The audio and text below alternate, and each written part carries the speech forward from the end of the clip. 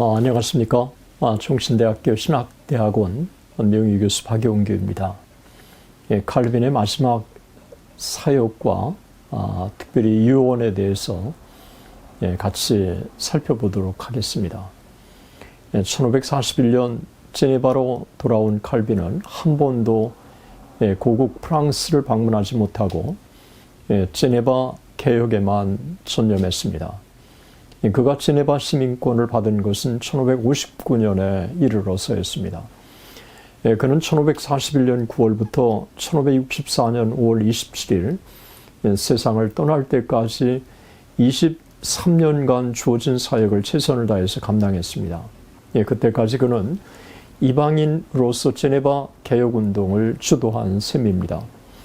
수많은 저술들, 훌륭한 제자들, 복음에 충실한 개혁교회, 수많은 복음적 설교자들을 배출한 아카데미를 남기고 마지막 죽는 순간까지 개혁운동을 지속한 것입니다.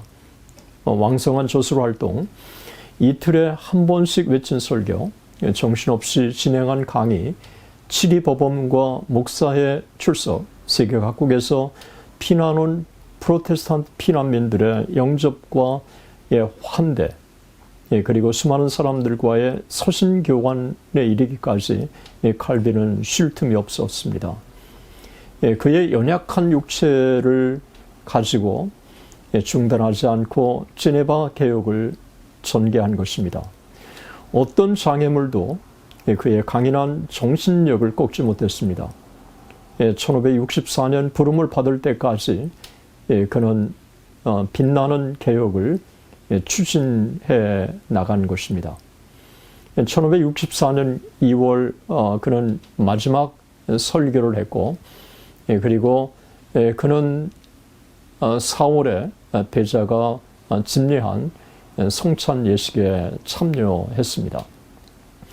칼빈은 4월 25일 유언장을 작성했고, 이날 유언장 속에 다음과 같은 신앙 고백을 남겼던 것입니다. 나는 그의 은혜로 양자 사무심 외에는 내 구원을 위한 다른 방도가 전혀 없으며 오직 거기에만 내 구원이 달려있다는 것을 고백합니다. 나의 온 영혼으로 하나님께서 예수 그리스도를 통해 나에게 행하신 자비를 받아들입니다. 예수 그리스도께서는 십자가의 죽으심과 사랑의 공로로 나의 죄를 속량하셨습니다. 그리스도께서 나의 죄를 속량하사 하나님의 공의를 만족하셨습니다. 나는 또한 절대주권의 구주께서 인류의 죄를 위해 흘리신 그의 보혈로 나를 씻으시고 정케 하사 그 은혜로 심판의 보좌 앞에 담대히 설 수 있도록 하나님께서 진심으로 간구하였음을 고백합니다. 복음의 적들과의 모든 전투와 논쟁에서 거짓되고 악의적이며 궤변적인 생략들을 사용하지 않았습니다. 오히려 진리를 변호하는 데 솔직하고 신실하게 행동하여 왔음을 고백합니다. 그러나 나의 열정과 열성이 너무 순하고 쇠하여 나의 직분을 적절히 수행하는 데 헤아릴 수 없이 여러 번 실패하였음을 나는 고백합니다. 내가 주의 심판대 앞에 서는 날 나의 이런 정신적 자책감은 내게 지금보다 더 많은 게으름과 죄책을 입증할 것입니다. 하나님은 자비로우신 아버지이십니다. 그는 내가 불쌍한 죄인임을 깨우쳐 주셨습니다. 칼빈의 유언장에 그가 얼마나 하나님의 은혜를 깊이 담았는가를 보여줍니다.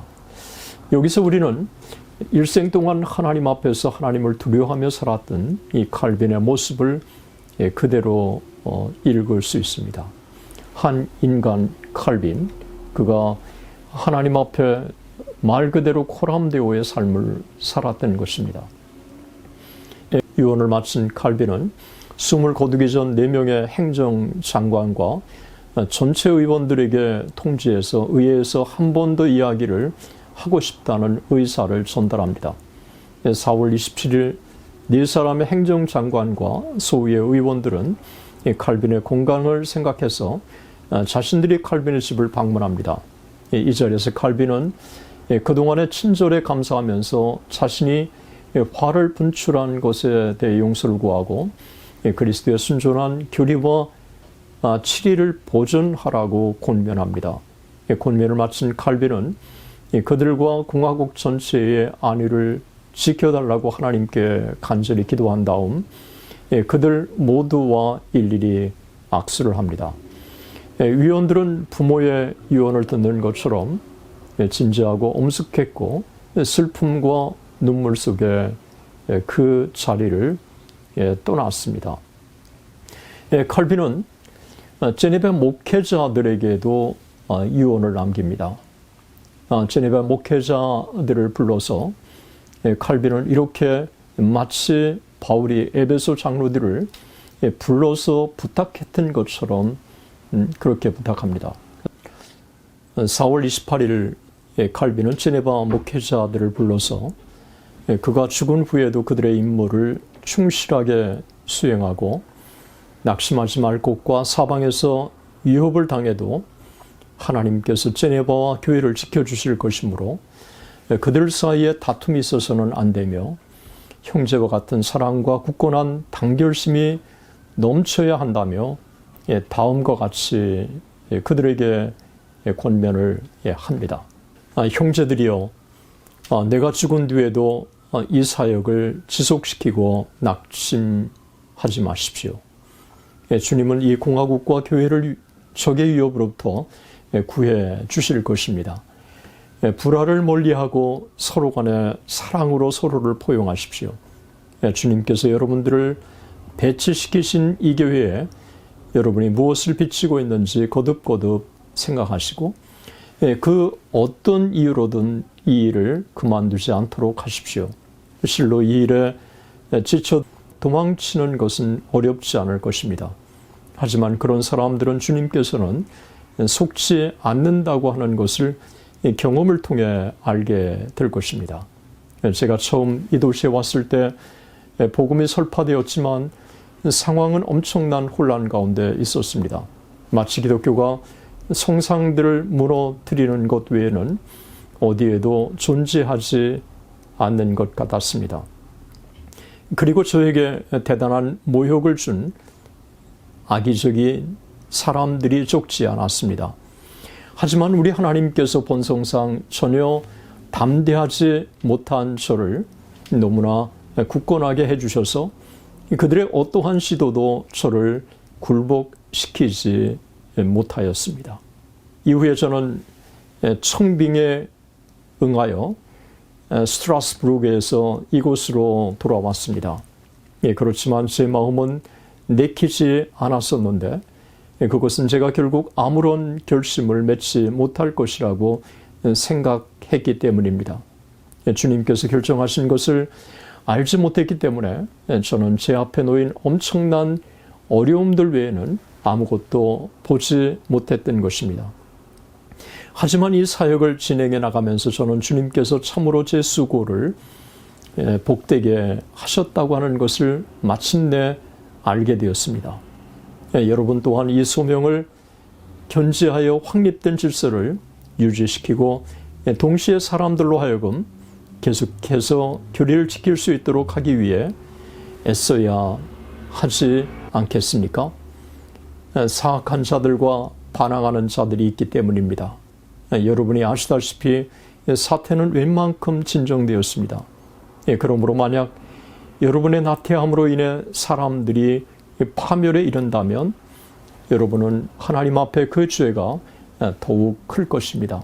형제들이여 말하건대 저는 여러분과 참되고 신실한 애정으로 밀접한 유대 관계를 맺고 살아왔으며 이제 그와 같은 관계 속에서 여러분을 떠나려 합니다. 만약 제가 병중에 있는 동안 조금이라도 여러분을 언짢게 했다면 용서를 바랍니다. 그리고 제가 병석에 있을 때 여러분에게 주어진 짐을 충실히 져주신 데 대해 마음 깊이 감사를 드립니다. 칼빈은 고별사를 한 뒤 제네바 목회자들 모두와 악수합니다. 배자의 증언에 의하면 그들 모두는 슬픔 속에 젖은 눈으로 칼빈과 작별했습니다. 몸을 가눌 수 없을 정도로 힘든 가운데서도 칼빈은 제네바 개혁운동이 중단되지 않고 지속될 수 있도록 최선을 다한 것입니다. 그는 마지막 죽음을 앞두고 계속 기도하고 성경 특별히 시편에서 위안을 주는 구절을 암송하면서 보냈습니다. 그의 목소리는 천식으로 갈라졌으나 그의 눈은 여전히 빛났고 정신도 마지막 순간까지 맑고 강했습니다. 칼빈은 임종하기 얼마 전 파렐에게 마지막으로 편지를 보냅니다. 1564년 5월 2일 칼빈은 느사텔에서 목회를 하고 있던 파렐에게 이렇게 편지를 보냅니다. 칼빈의 파렐에 대한 이 애정과 사랑과 그리고 신뢰가 담겨져 있습니다. 안녕히 계십시오. 나의 가장 좋은 신실한 형제여, 당신이 내 뒤에 이 세상에 남아있는 것이 하나님의 뜻이니 우리의 우정을 기억해 주십시오. 우리의 우정은 하나님의 교회를 위해 유익했으므로 하늘에서 그 상급이 우리를 기다리고 있습니다. 나로 인해 당신이 낙담하지 않기를 기도합니다. 숨을 쉬기도 힘이 들어 매 순간 마지막이라고 생각하고 있습니다. 내가 그리스도를 위해 살다가 죽는 것으로 충분합니다. 그분을 따르는 사람들에게 살아서나 죽어서나 상급이 되십니다. 다시 한번 내 형제에게 작별을 구합니다. 짧지만 파렐에 향한 칼빈의 깊은 사랑과 신뢰, 그리고 이후에 그에게 부탁할 내용이 아주 잘 집약되어 있습니다. 대단히 감사합니다.